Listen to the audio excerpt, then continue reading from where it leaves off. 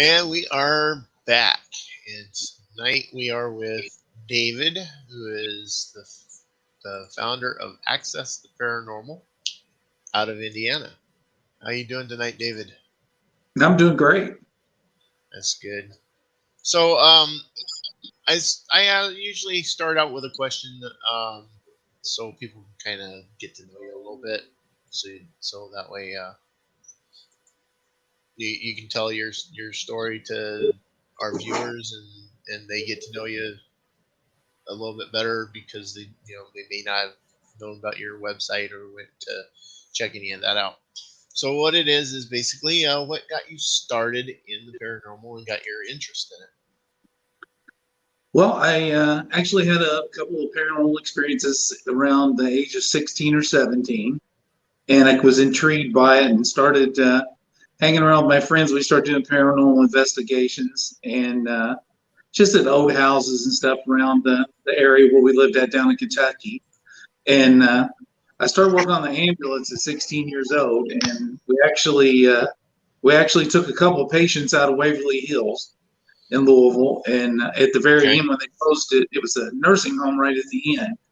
And we spent every weekend doing, sneaking into the building for probably 3 years, just investigating Waverly Hills before it was taken over by the people that have it now. And that's what kind of got me going. We started our own little group back then, but there wasn't a whole lot of attention back then. I've been doing this for 43 years. Wow. So, yeah, it's crazy. We've been doing it forever, and there's three of us that still do it together, and a couple of one of our members passed away a few years ago, and then I've got a lot of new members now that do stuff with us all the time, and we do private investigations and we do public ghost hunts where we sponsor Mhm. things, take people to some of the more haunted places, let them go with us to go ghost hunting and to let them have firsthand chance of doing it because over the years, we know all this stuff is real. We believe in the paranormal. We're all about it. So we changed our name from Southern Indiana Paranormal to Access the Paranormal because we want to give people access to go with us and experience all aspects of the paranormal. So that's kind of what we built into. We do about 8 or 10 private investigations a year for people that are experiencing, hauntings in their house or whatever, and then we do probably 10 or 15 public events a year, and we usually use any money we make from the public events to pay for the private investigations and cleansings and all the stuff we need and all our equipment. So Cool. Cool. So, do you just do the local area where you're at, or have you been different areas throughout the United States? we pretty much go everywhere. Yeah, we've been everywhere, pretty much, especially on the East Coast. I'd say from Missouri to the all the way to the East Coast. We've been in pretty much every state doing some doing investigations, private and public. But we don't. We try to find other paranormal groups if something's real far away. We just got asked to do one in Arizona, but it was just the logistics was too hard for us to go to. So we asked another group in Arizona to take that for us. Okay. So, do you have any specific one that you were more like excited about or Well, we've had a talking couple of about? really good ones lately, but because we do cryptids and we do some UFO stuff, we haven't really got into the UFO stuff too much recently.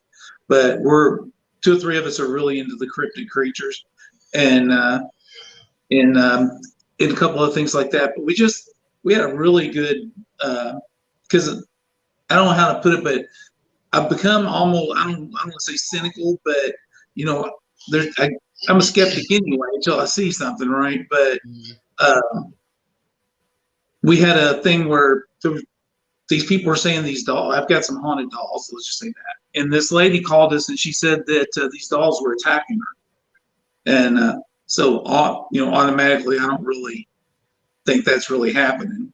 So we go down and we pick these dolls up from this house. We get to this house and it was the feeling at that house was extremely intense. And the woman took us in the house, was telling us about what had happened, and showed us a video that she had. She had a video of this little piece. It looks like a small drop of water floating across the screen, and then it kind of dances across her yard. And then when it comes back across, you see this doll standing in between her shed and her garage. Looks exactly like this doll, but it's transparent. You can see through it, but it's standing right there in between there. And so she showed us that, and right when she did, we started hearing the baby crying, and she started crying, saying there was no baby there, that and she had been hearing that repeatedly, and their cars broke down, her hair was getting pulled, she got scratched, her husband got scratched, and they were fighting all the time. So we removed the dolls from the property, took them down the road, and came back and did a cleansing. At that time, the property felt just awesome, just like nothing was going on. It's just perfect. And after we left, I didn't want to take the dolls to my house because just in case.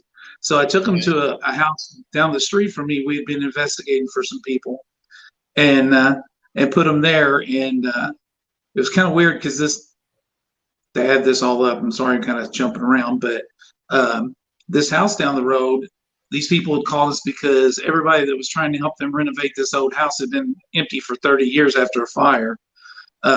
Kept getting chased out by stuff. So we went to that house, and we tried to get some paranormal groups. They gave us 3 weeks to get the house investigated, figure out what was going on.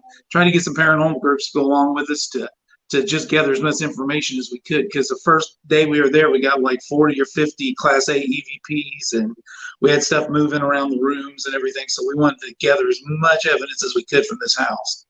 And I couldn't get anybody to go, but we ended up to help the guy renovate the house. We started doing, pay to hunt there, and we got a few paranormal groups to go. But right when I took those dolls there, one paranormal group was there, and they could hear the dolls scratching from inside the suitcase, and they called me concerned about it. It said that all their equipment was going off. They could hear scratching from inside the suitcase. So I went over there, and I heard it.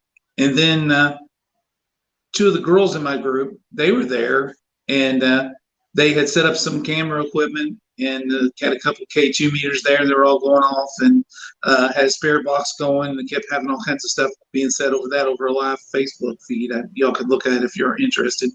But they actually got video of those dolls moving and stuff inside the suitcase. So then we started having so much stuff happen for them. I think my point is just I got so cynical that I didn't believe that these dolls actually moved or were doing anything until they really happened. And now I've got them in storage somewhere because we're no longer at that house, and I don't want to bring them things into my house. Interesting. There. Yeah, I've heard stories of dolls being possessed. One of there's one Robert the doll. That one is a one. Yep. And then Joe, what's that other one? That one that looks like the Raggedy Ann. What was her name? Annabelle.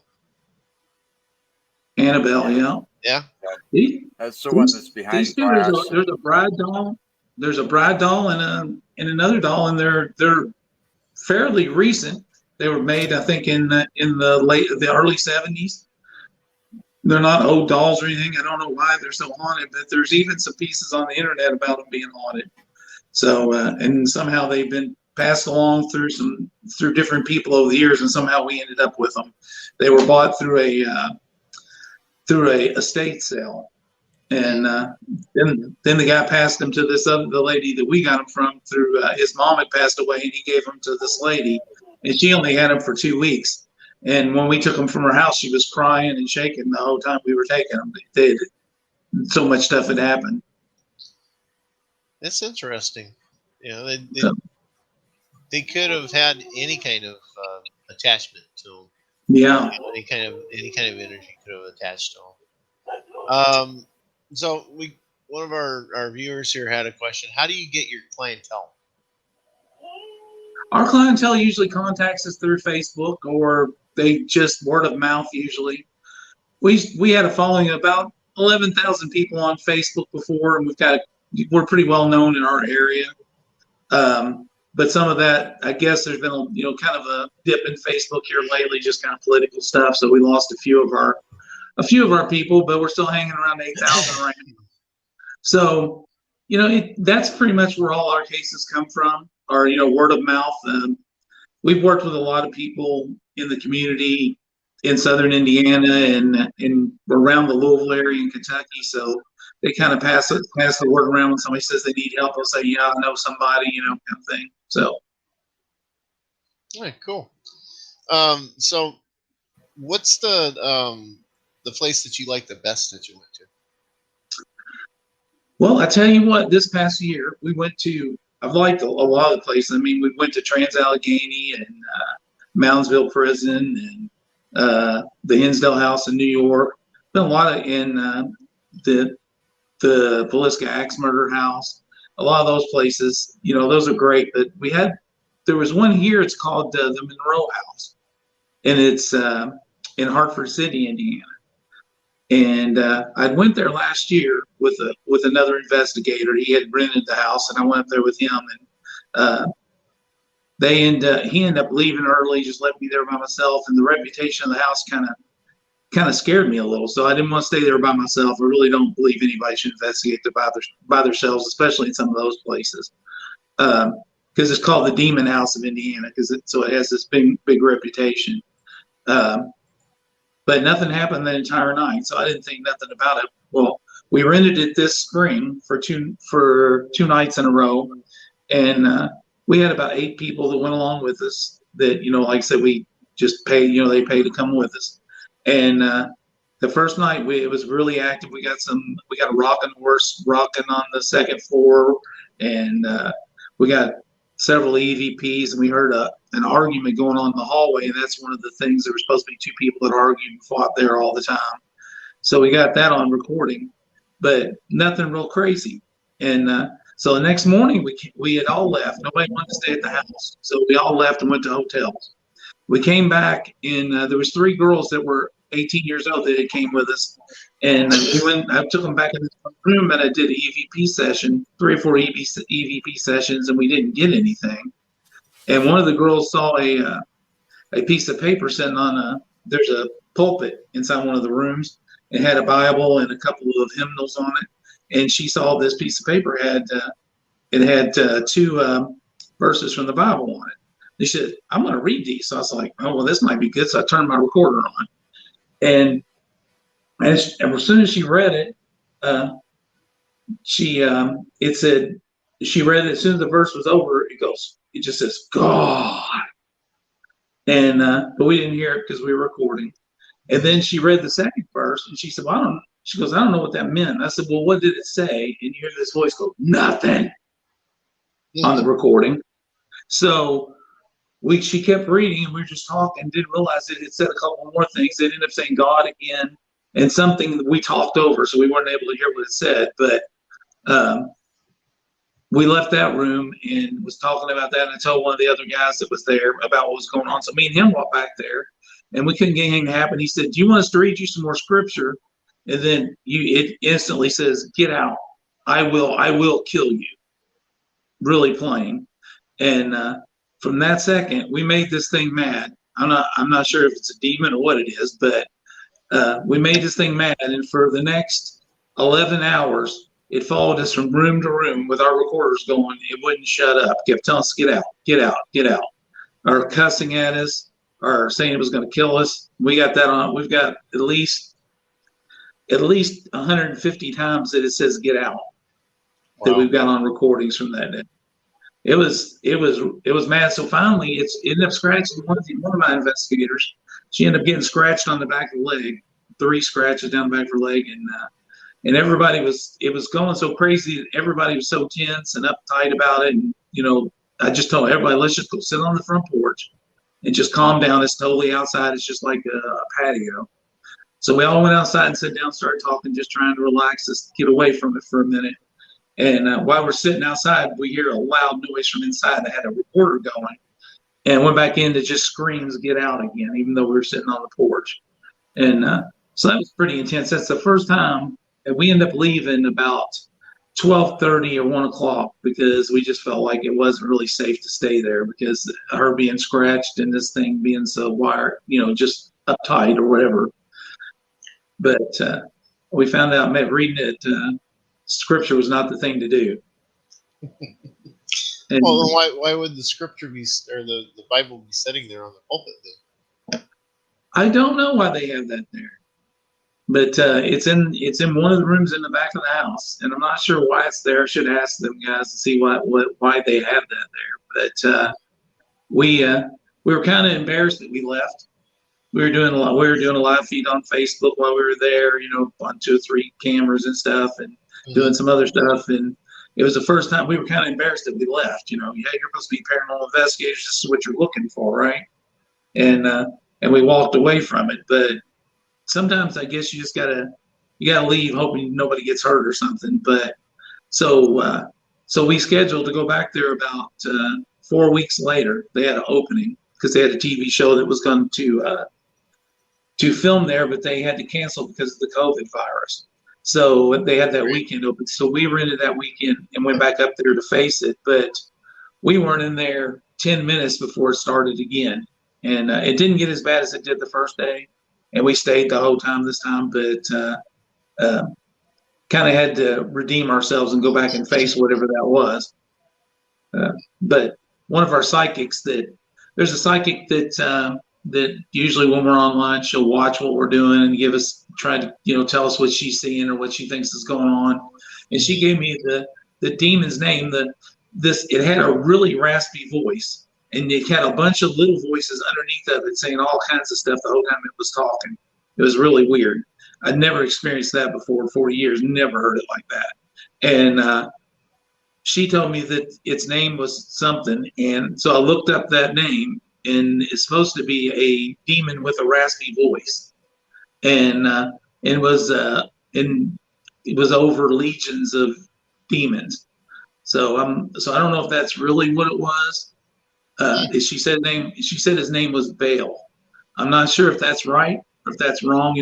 But that's what she told me, and it kind of fit when I looked it up and read it. And it said it had a horsey sounding voice because when it was talking, it was really raspy sounding. So that was pretty. Yeah. I'm sorry. Raspy and gruff. Oh yeah, definitely. And it was it fit it perfect. And then all the other voices that were saying stuff underneath it were pretty intense too. So that was pretty cool. So I've never seen anything that stayed so active for so long and kept constantly saying stuff to us. So that was really weird.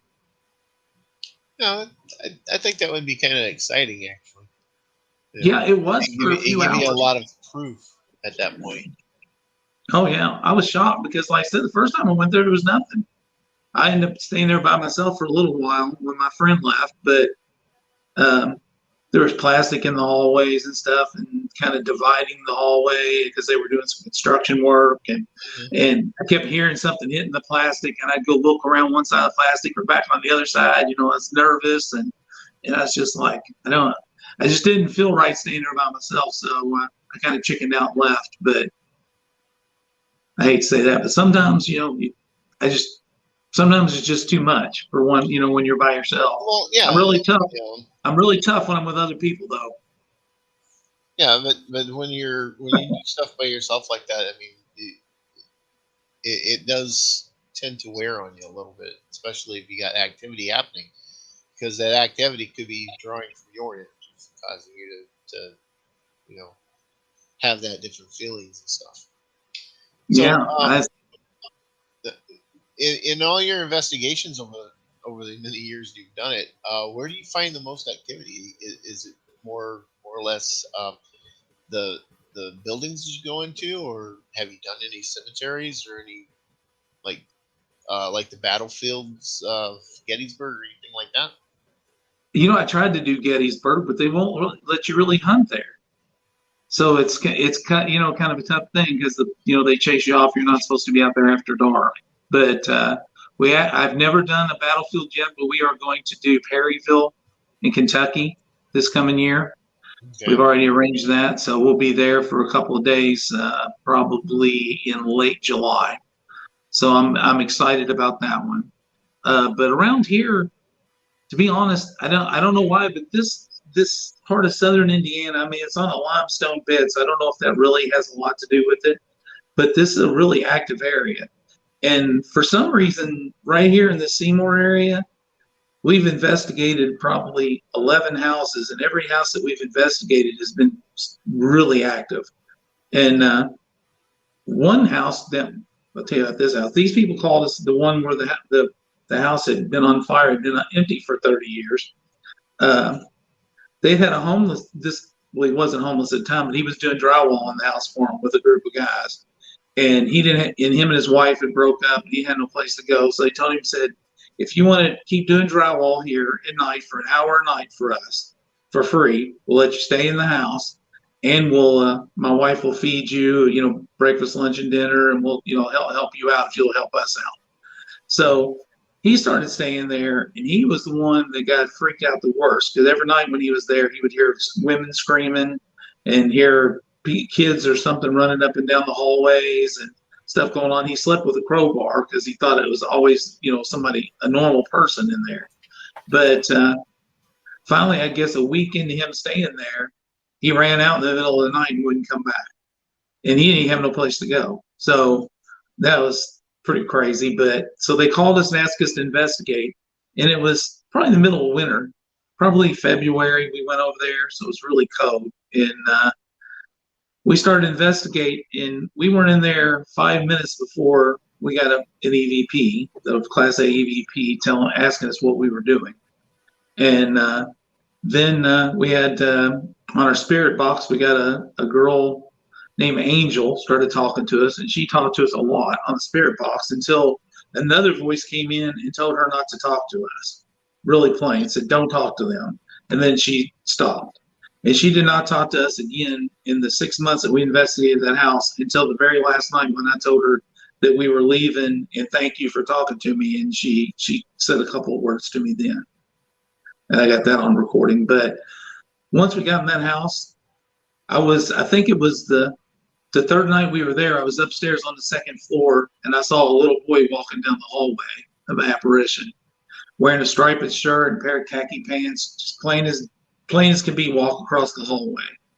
And we had set a K2 meter down at the end of the hallway on some steps that went to the third floor just to see if we could get him to go out there and try to get it lighted up. And we asked him to light it up, and the K2 meter started to just start to elevate on its own. So it just hung in midair, just moving back and forth for probably a minute and a half. And it was just take it and set it back down. And then if we asked that little boy to do it, he would do it every time we asked for months.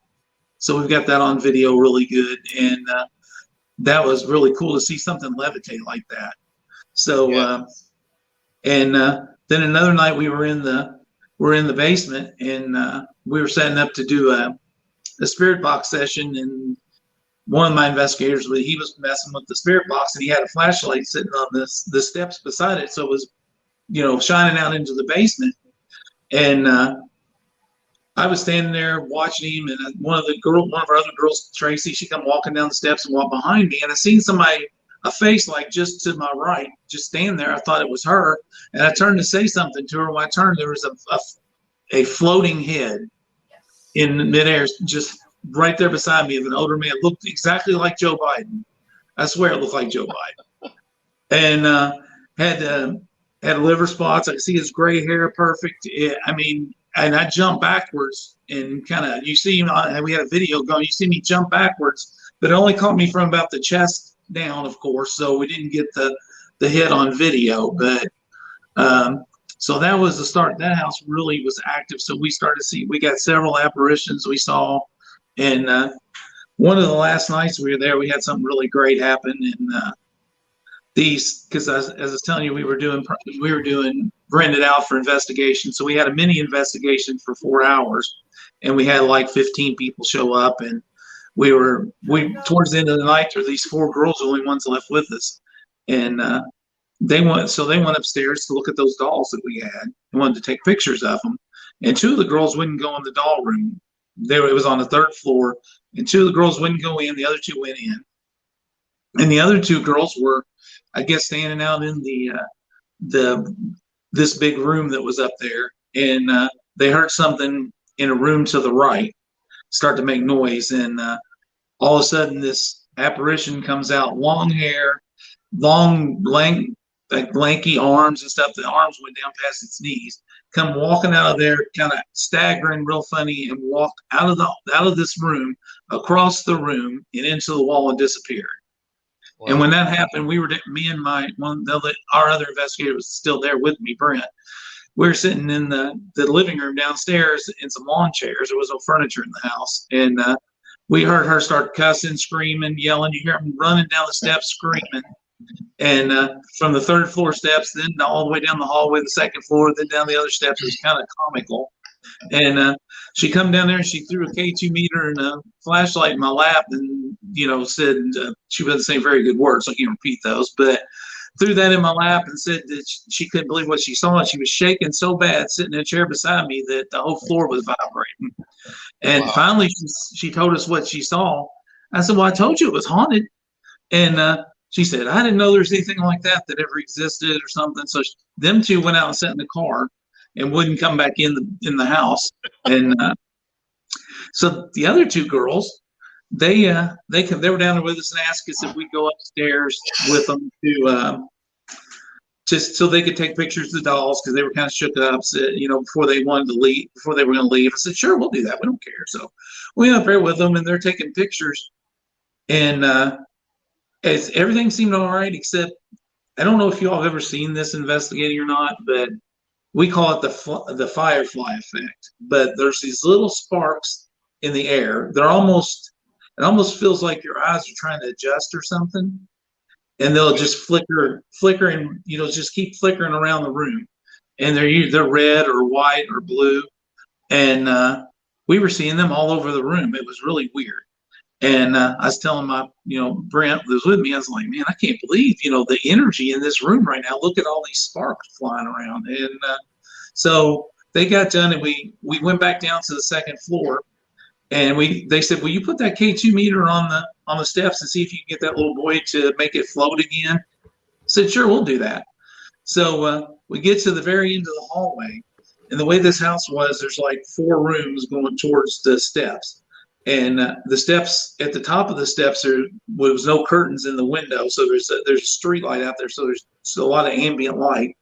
Okay. And so we're standing there, and I see something hanging down from upstairs. It looks really weird. I can't make out what it is. And in the window, and I keep looking at it, and a couple of girls go, "That thing that my friend saw is sticking his head over the banister from upstairs looking at us." I'm like, "What?" And then all of a sudden I see this go up, and it was the hair that was hanging over the banister into the window. So they stood up, walked around the corner to the top of the steps, and just stood there. And we could see it standing there at the top of the steps. It was translucent, but you could see it really well. And it just started coming down the steps towards us. And it came down the steps, and it had this, like I said, it had this really weird gait, and it was kind of, it would stop and go back and forth like it was trying to check out what we were doing. It got all the way to the bottom step, and we were all kind of nervous it was going to come on down the hallway, but it stopped right there. And it backed up the steps and came back down steps, and did that over and over and over for almost 2 hours before we finally gave up and left. And it was still doing that. We tried to videotape it. We set up cameras and everything, but we couldn't get it to get it on the video. So, but that was pretty intense. And that was with any of the spectrum of the video, like standard light spectrum and we were night vision and all that, or we didn't have our UV, we didn't have UV equipment or anything. All we have is just our standard video cameras that night. But we were just doing that, that 4-hour mini investigation, and we just let people use our K2 meters off us and a couple of things. We won't let them use our other equipment, so we didn't bring that. So that was awful that we didn't catch that. If we'd had a full spectrum camera with us, we might have probably would have caught something. Yeah. Well, the thing is, when you were first explaining how it did whenever the girls seen it, you said it walked across the hallway and through the wall. I'm sorry. When you were explaining it, how when the girls seen it, did you say it walked across the hallway and through the wall. Yeah, it walked from this room from right to left, and Okay. it just kind of walked across in front of them and right into the outside, like where the outside wall is, and just walked into it and disappeared. Okay. Well, the reason I ask that is because normally residual hauntings are the ones that walk through the walls. Um, but then you were explaining how it was acting after. That actually entails kind of an intelligent haunting. So that Yeah, it's almost as if listening to the story the way you were telling it, it's almost as if this apparition is confused. It's not sure where it wants to go or what it wants to do. yeah, we didn't know. We didn't know if it was protecting those dolls, if there's something that was connected to those dolls, or whether it was just something that was in the house. That is very interesting. So that, That'd be actually cool to go and check out. Not that you far know, away. that house was so awesome, but they actually have rented it out, and there there's some Hispanic people living there. I think there's about 24 people living in that house right now. Holy crap! So he got offered a lot of money to let them move in because he had offered to let us rent it. We were just going to rent it and try to pay to hunt it with some other paranormal groups to try to keep it. And because it was so active, I've never seen a place probably that active. And he wouldn't. He ended up getting that offer from these other people and went ahead and took that. So we were kind of outbid. But they swear that they've never had anything happen in the house. But they don't speak English real well. I've tried to talk to them about it. Yeah, that kind of happens. You know, So the language barrier happens a lot right now. So, yeah, I don't know if maybe the ghosts have a language barrier, so that's why they're not bothering them. I don't know. maybe, maybe. So, have you ever went and investigated any cemeteries? We have, and we've had some that are pretty active, but I find for the most part that most cemeteries are really peaceful. And around this general area, we had one where I I guess it's probably been 4 or 5 years ago now that we were investigating, and I was standing down by a headstone by myself, and I had a recorder on the headstone, and I had a K2 meter on the headstone, and I was just standing there talking, trying to see if I could get something to happen, and I kept hearing something in the woods just outside the cemetery rattling around, and finally it slowly came in the cemetery. I could hear the footsteps, and I was standing there, and I was kind of looking around, looking to see if anybody else was around with me, because since it was coming towards me, and I stood there, and it kept getting closer and closer and closer. It was like right beside me, and I was saying, "Is somebody there?" And then right over top of my shoulder, I heard, an exhale, and it scared me pretty good then. But I had that on recording too, and I was yelling for another girl in our group. I said, "Hey, can you come over here a minute?" But that was pretty intense. And then right after that happened, we began to walk. My son, who was younger then, he walked up this hill with me, and we saw somebody standing beside a tree, and they had a light in their hand. It looked like a light from a K2 meter or something. So we thought it was somebody in our group up there. So we started walking towards them, and we got about 4 feet away from this. It just dropped into the ground. Wow, Just so both of us got to witness that, and that was pretty cool. that sounds pretty cool. So One of our watchers here also had another one about: do you find more spirits know they're dead or think they are still alive? I ask them a lot about that. I don't think I ever get a response to that. But I always ask them, do you know you're dead? Stuff like that to see what they say. But I never get anything. It's hard to say. It seems like to me that a lot of the spirits, I don't know why they stay behind. It's really weird. I mean, we have some theories between us. A lot of the times it seems like a lot of people who have done a lot of bad things in their life. Seem to stick around, and kind of the I can't say it. The consensus between us has been a kind of maybe they don't want to face God, maybe they stay here. I don't know if they're just allowed to do that or what. I don't. It's hard to explain because you hear paranormal expert all the time, and that drives me nuts because I don't believe there's anybody that really knows everything about what's going on or what everything really is. No, no And one's an expert on it.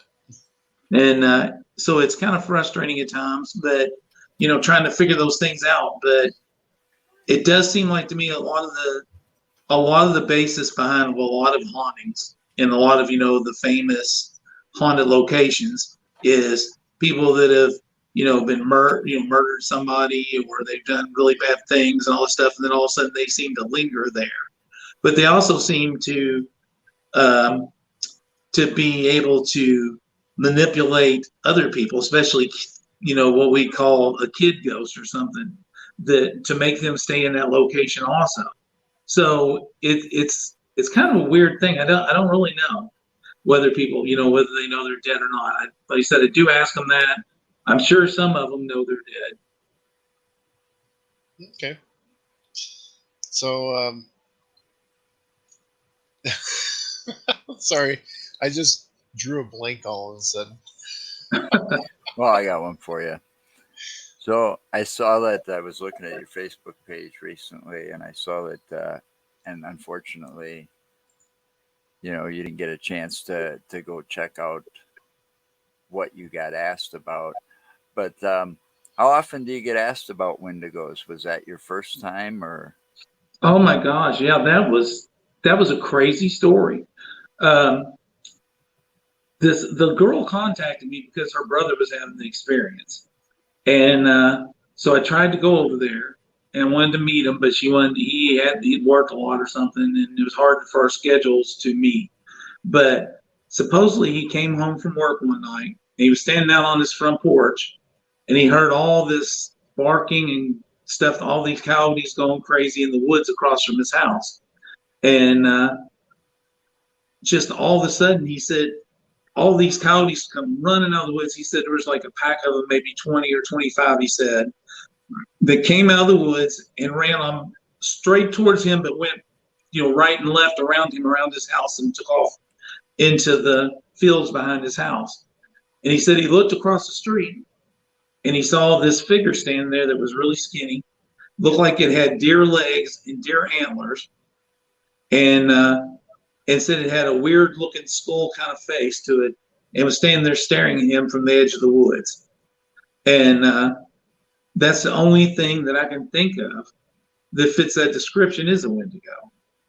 So I talked to them about that, and then we were going to go over there and try to find tracks. I don't know what kind of tracks they leave, whether it would be similar to a deer and may not be good evidence to have because there's deer everywhere in this area. But he went back. After that night, he ran back in his house and he stood and looked out the window. He said the thing stood there and stared at his house for hours. And but he didn't take any pictures or any video of it. And then the next day, he came home from work and it was there again. So he left and went to Taco Bell and sat at Taco Bell for 3 hours before he went back home. And but we weren't able to investigate it. We were going to investigate it, and a family member of theirs passed away, and they, at that time, I never followed back up with it after that because of that happening. Since they had a tragedy in their family, and they never contacted me back, so that was very disappointing because like I said, we're into cryptid creatures, and we never find any evidence. But here's another one that happened. It was about 2.5 years ago. We were in Brown County, Indiana, and some guy had told us this story about Bigfoot up there by his house. Kept telling us that there was a family of them that lived right down the road from where one of my investigators was at.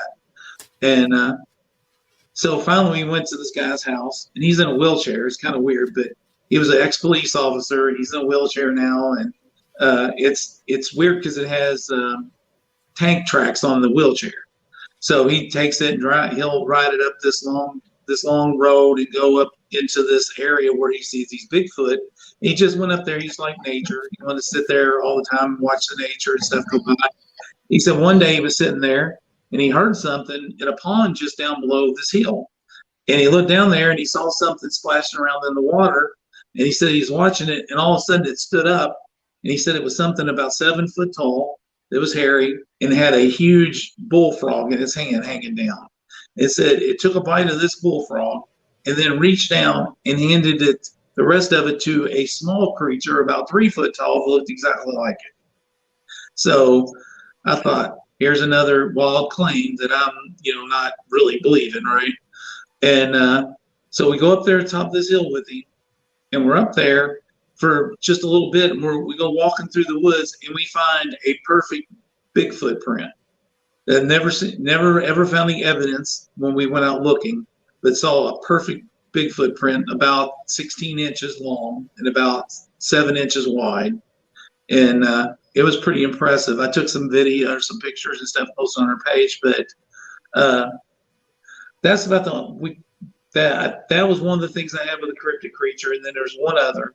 We were at Trans-Allegheny Lunatic Asylum doing an investigation, and it was like probably 3 o'clock in the morning. We head home, and we're driving through Ohio, and one of my investigators in the back seat sleeping, and my wife is asleep, and I'm driving. I've been driving for probably about 3 hours. So, I kind of get in the zone. You're just driving, not paying too much attention. Yeah. And all of a sudden, this thing flies right towards the car and goes right up the windshield. And it was huge. And I didn't know, I couldn't make out what it was. It kind of stunned me. And so I sit there and I'm driving. I'm kind of trying to figure out what's going on. And I look out in my headlights and I see it coming again. And it's weird because it's almost like going in slow motion towards the car. And as it comes down towards the car, and this thing is I'd say it's a good 7 to 10 feet tall, just guessing, with wings.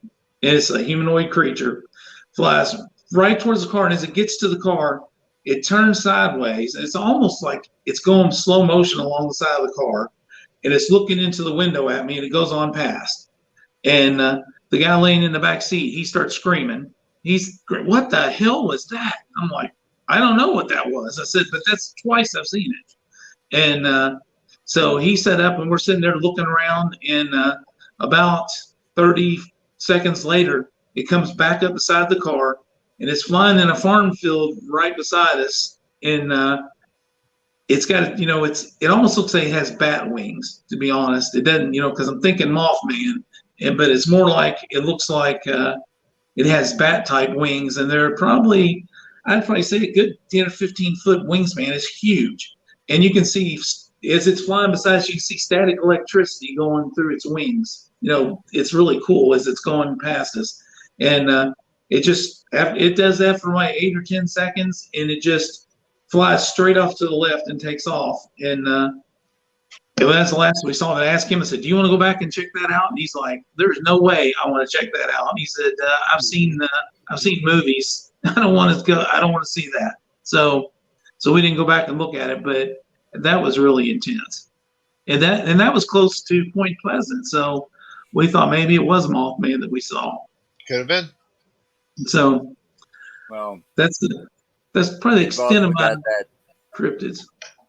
They've also got that Van Meter monster in Iowa that's actually been described as having bat-like wings. It was huge. It was really intimidating. It was scary, and I'm sure that and he was right. I mean, we probably shouldn't be messing with it or getting out to look for it, but especially because we're going 50 miles an hour down the road, and this thing circled around us and come back to us twice really fast. So, it had a lot of maneuverability. It was very quick. It didn't have glowing eyes or anything like that, but it was really intimidating. Interesting. So those are the only cryptids you've ever investigated, or? Well, we did Bigfoot hunts, and we did a hunt over in Ohio with another group for Dogman, and I also went up to Bray Road just to see if we could, see if anything going on in Wisconsin while we were there. But that's a real rural area, and it's like people's properties all around there. So we didn't really get out and investigate. Didn't want to get shot or something. So, but we just wanted to go Beast of Bray Road, so we wanted to go there while we were in Wisconsin. We know a bit about the Beast of Bray Road. Yes, we do. So we were really excited to go over there, but like I said, we got there and we just rode around. There's a lot, houses around there and stuff. We didn't want to get out. We didn't know where we were at, so we didn't feel we should be out there. So we just took some pictures of the sign and us standing by the sign, and that was it. Well, we're going back this year. Awesome. Yeah, we actually spent right around 8 hours out at a property out there, and talked with the gentleman the entire time. Got a tour of his property. Got a few pictures that he gave us. Got to see some of his pictures, casts. Got to see a lot of his pictures, some casts and stuff like that. So, that's awesome. There is a lot more activity there than just the Beast. Yeah, there's a lot more than you bargained for when you're going to look for the Beast of Bray Road. That's for sure. Oh man, I wish we would have got to investigate it, because that would have been cool. But like I said, not knowing anybody there and being somewhere where, at 4, I think we was there about 3:00 in the morning. I was just thinking, we're asking for trouble being out here. So yeah, we before we got in contact with the gentleman that has the property out there that we went to, we drove down Bray Road, and I was driving, he was in the passenger seat. The women were with us, and he was filming at the time, so we got some film of us driving down through there, and then we took some of the side roads too. And I can understand how people can possibly get confused out there, and may see something that they misidentify because of the fact that it's such a dark rural road. There's the lights from many of the houses. You don't really get to see that out. They don't shine out onto the road or anything. You got wooded areas along there that are thick enough that you're not gonna see much out there.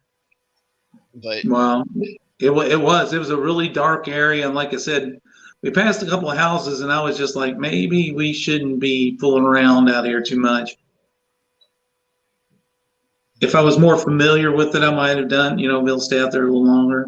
And right. And then one thing was kind of funny. We were on vacation, and we went up to Wisconsin, and we went to the Dells and did some stuff, and then we went over to Milwaukee and went up to the Mall of America, and then went on around and came back down through Michigan. Well, we were up at one town close to the lake, and I think it was in Wisconsin. I can't remember what the name of it was. It has one of the Indian names or something, so it's hard to pronounce. And I wanted to see a moose really bad. I'd never seen a moose, so I got up at 5:30 in the morning. My kids wouldn't get up and go with me. I drove way out in the middle of nowhere where they said, "Did you see moose sometimes?" And I got out of the car and I was looking.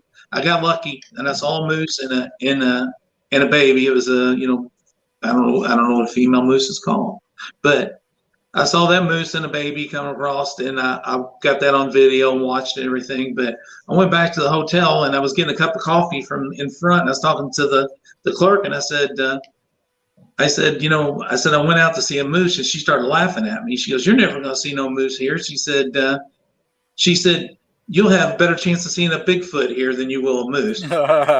And I said, "What?" She said, there's sightings of Bigfoot in this whole area all the time, but there's hardly ever a sighting of a moose. And so I showed her the video I had, because she said her and her husband had went out 2 or 3 nights a week for years at dusk trying to see moose and had never seen one. But she had seen a Bigfoot. But I thought it's pretty cool. There are reports of Bigfoots here too.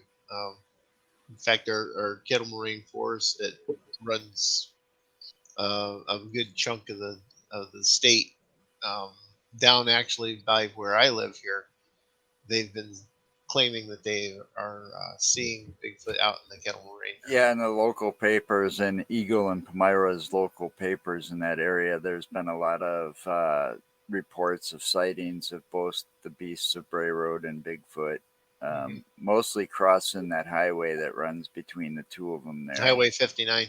Yeah, Highway 59. Wow. Yeah, So, around this area we have some, but not near as many, reports as there is in Michigan, Ohio, Michigan and Wisconsin, Ohio. For a lot of stuff around us have a lot of sightings. There is another one here that's the Crosley Monster, which is only about 10 miles from my house. And we went over and did some just a little bit of investigation during the day, trying to figure out how we want to set up stuff over there. But we saw a lot of sign that's, traditionally Bigfoot sign over there. So some trees that were all bent the same direction, some that were stacked up. There was what you could probably call a great big nest looking spot. So, and crazy enough, one of my investigators, which he's not with me right now, but he, one of his family members supposedly was hunting there about 30 years ago. And while he was out there, he saw Bigfoot, or the Crosley Monster. And it started coming towards him while he was in a tree stand, and he shot it. He jumped out of the tree stand and ran. And he went and got a bunch of people. They went back and they found a blood trail. Wish they would have got some DNA right then. But, 30, 40 years ago, wherever this really was too far back to think about that, I guess. But they never found anything. So I thought that was pretty cool. His name's Sean. He was one of my best investigators and had 30 years experience. But he, with this house down the road I was telling you about, when we saw that thing and everything, uh, there was so much activity in the house and so much stuff happened that he wouldn't even enter the house until one of us got there. He was sitting on the front porch. And then the last night we was there, he removed all his stuff from Facebook and changed his telephone number and disappeared. Wow. Because it got to him so bad and he didn't want to do it anymore. Yeah, I was gonna say it must have really twisted him pretty good there Yeah. to do all that, especially if he's been doing it for as long, for 30 years.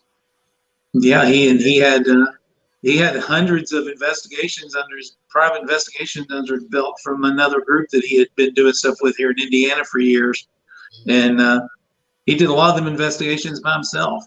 And for him to just walk away was very shocking for me. It was disappointing because he is really good at he is really good with mathematics and all the kind of the mathematical stuff into the paranormal. He's really into physics and stuff, and I hate that he's gone because he could explain a lot of stuff better than I can. Yeah, no. I guess we do the best we can. Yeah, but he was incredible. He's also a school teacher, so yeah, and so that was pretty amazing. But talking about cemeteries, there's also a cemetery down here. We're going to go there as soon as it warms up, but it's called Hell's Gate. And yeah, I've heard of that. It's I haven't been there yet, but a priest down in Louisville that does he does a lot of exorcisms and stuff. Mm-hmm. Y'all may know him, James Long, if you heard of him. Doesn't sound familiar, no. Okay, he was the one that named it Hell's Gate because it's so bad, and he told me I shouldn't go there because it's too active and too violent. And but we're going to go there anyway. We're going to set up cameras and try to see what's going on. But a lot of people we've talked to have had some crazy experiences there, so I'm hoping to do that as soon as it warms up. Which warming up down here is a little different from you guys. I know you're supposed to be getting a lot of snow today or something. So. Oh man, yeah. Today it got pretty chilly, and yesterday we had It's not done yet. It's going to get colder tomorrow, overnight. Wow. And we're going to go into the minus. Yeah. Well, we're supposed to hit below zero tonight, and then for the rest stay of the that week, way for pretty much the rest of the weekend. Yeah, for the rest of the weekend, we're going to have low double digits, and then hit below zeros at night, and then for the rest of the week until next weekend, we're supposed to be dipping down to below zero at night. So Man, it needs to Wow. get warmer. We need to get out and get back out and do these investigations. Yeah, it's terrible. Winter's awful, isn't it? You know, Well- And every place that you want to go to, nobody has heat, so you don't, so it's just terrible. you don't expect that when you're, Oh. gonna investigate an old building that's kind of abandoned or old buildings to begin with. They're not very well insulated in the first place. Oh my gosh. It's awful. Investigating the code is awful. But That that's why we don't do that in the wintertime. I don't go out in the wintertime. I refuse to go out in the wintertime. I even hibernate. I won't go to the store in the wintertime if I don't absolutely have to. Well, our wintertime's a lot different than yours. Ours, in the 30s typically, maybe 40s, and then we had snow here last week, about 3 inches, and that's the most we've had in a couple of years. I don't see how it can be much different when you're like right around the Great Lakes area as well, with the Indiana right there. No, yeah. Well, we're down southern he's Indiana. southern Indiana, closer to Kentucky. Okay, so he's like real close to. Okay, yeah, southern Indiana and is don't go that far south. I mean, you can go south Wisconsin, and it's still going to be cold. There's also.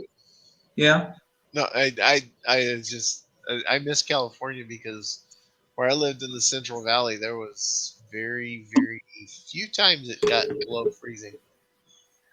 I think I should have stayed in Vegas that time I went. I went to Vegas in February, and it was 70 degrees. Oh my goodness, that's nice. Yeah. Let him talk. We also have a place here in close to us. It's called Whispers Estate. I don't know if you've ever heard of that, but that one is I've heard of that one. Pretty intense. It was considered the fourth most terrifying place in America on the Travel Channel. But I volunteered there for a couple of years and had probably some of the most crazy experiences I ever had there, from seeing full body. Probably the first full body apparition I ever saw was there, where it was actually looked like a person, not translucent, but actually looked like a person. And then just had all kinds of stuff there. Saw a girl get possessed there one night, and she went into a full possession of something. But I could tell you that story, I guess, if you had time. But we were there, and these 3 people that came to investigate is a paranormal group from Indianapolis, Indiana.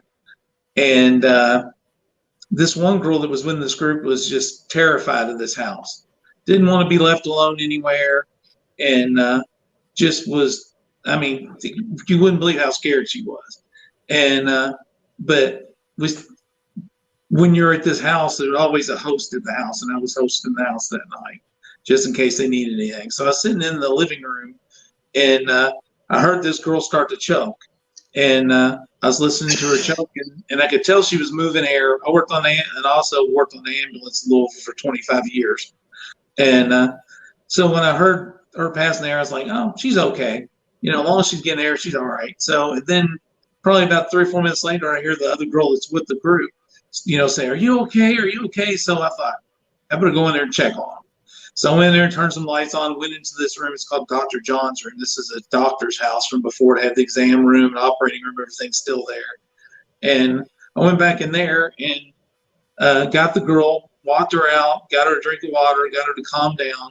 And the one guy that was with her, he's like, my equipment's back in that room back there. And I'm like, okay. He said, I don't want to go back in there by myself. I said, why? And he said, because we were provoking really bad when she started to choke. And I was like, okay, I'll go back there with you. So we go back in there, and you go through one room, you go into the next room, he's getting all his stuff. And as we come out of that room, we look straight ahead of us, and the girl that was choking is standing right in front of us up against the wall, and her face is distorted and her eyes are solid black. It doesn't even look like her. And that guy says, he goes, oh my God. I'm like, and I told him, I said, I've never said this, but I said, something's in her. I said, there's no way. I said, I can't believe she looks like that. And so we walked over to her, walked her out into the dining room. We walked into the dining room. Her face was back to normal. Her eyes weren't black anymore, but she was given to see some, just like you'd ask her questions, she'd just give you like a one word answer. You okay? Yes. You sure you're all right? Yeah. Stuff like that, and wouldn't answer, just one word answers. And she kept running, just kept rocking back and forth, rocking back and forth, and we didn't think too much. We tried to talk to her. She seemed like she was okay, and And and we moved over to the dining room, or actually the kitchen, into where there's a table in there, and everybody's sitting around the table except for her, and she's up against the wall just standing there. And this probably 20 minutes we've all been talking and goofing around, and they finally said, "Hey, where do you want to go now?" And that girl picks her head up and goes, "I want to go to the basement." And this real demonic sounding voice, and turns and walks through this bathroom, down the steps in pitch dark, no flashlight or nothing, goes down to the basement, walks all the way to the other side of the basement, and sits in a chair rocking back and forth. And that's, after she said she wouldn't go, said she wouldn't go anywhere in the house by herself. And so that was really weird. So they run downstairs after her, and they stay down there for a while, go back in the parlor and wait for them to come up. And they come up, and the girl comes up with them, and they stop in the kitchen, and she keeps walking towards the parlor where I'm at. And she walks right past me, goes up the steps, and goes upstairs. And so I just sat there, didn't say nothing. And then the other two people walk in, they're like, "Where's our friend at?" I'm like, we thought she was talking to you. I said, "No, she went upstairs." They didn't believe me. And so they ran up there looking for her, and found her in the servants' quarters of the house, just sitting in a corner by herself, where we see it. A lot of people see a goat head thing there all the time, right in that same spot. But she was out of it for about another half hour up there. And then all of a sudden she came out of it, and she didn't remember anything that happened. She just remembered choking in that room when it first started. Wow. So that was pretty cool. Yeah, that'd be interesting to see. That house is really, really cool. It ended up I was on a few shows because of that, by being a volunteer there. I was on Ghost Stalkers and a couple of America's Most Haunted Homes, and my Ghost Story Comic Camera, all them things. So I looked it up because I was trying to figure out where I heard about that place before, and it's pretty famous as far as YouTube's concerned. oh yeah. But I remember we had a past guest that has actually been there and talked to us about that, and that's probably where I believe I heard it before, was from Dale Kazmarek. Mm-hmm. Yeah. So yeah. I spent a lot of nights there because of me volunteering there, so it was intense. And they used to mess with me really bad because they always called me the chicken of the group over there, but I didn't like going after so much stuff had happened. When I first started going to the house, it never bothered me. I'd sleep up in the attic by myself on third floor or whatever you want to call it. It was really attic, but they remodeled it, and all over the house. Wouldn't bother me to go anywhere. But then so much stuff happened to me that I didn't like going upstairs. And I had been provoking a lot in the house, and I always felt like if I went up on the second floor after all the provoking I would do, that it was going to get back at me when I was by myself. But that place was intense. I would provoke this thing on the second floor, and it would start slamming doors and turning lights on and off and going crazy. But I have groups of people there just trying to get something to happen. But so that place was pretty cool. You could walk down the hallway towards the room, and the door would open, and you won't go into the room, and the door would close behind you. So that's a good one right there. But one of my friends owned it, and I met him because of that place, and then we became really good friends. But he sold it about 8 months ago. So yeah. All right. Well, I think we're getting to the end of this. So yeah, we are. So other than your Facebook, do you have any other site you want to plug? Any like YouTube or anything? We are starting a YouTube channel here. We do have a YouTube channel. We haven't started using it yet, but we're going to start. We'll start a YouTube channel probably in April. Is when we're going to start throwing some videos on there and doing some more stuff with that. We also have an Instagram, but it doesn't have much on it yet. I'm not real tech savvy, so and we're getting ready to have our webpage back up. So, but anybody can get a hold of us on any of those things if they want to talk to us. All right, cool. Joe? Tomorrow we're gonna be on, what was that show called? I'm sorry. It's Beth Allen's show. Supernatural Speak Talk, with Speak. Supernatural Speak with Beth. And we're going to be on her show, and that's 6 p.m. Central Time, our time, 7 p.m. Eastern. Cool. So that's what I have. Well, thanks, for us. guys. So until next time, everybody. Yep. Thanks, David. Stay safe, and remember, anything's possible. And we are out of there.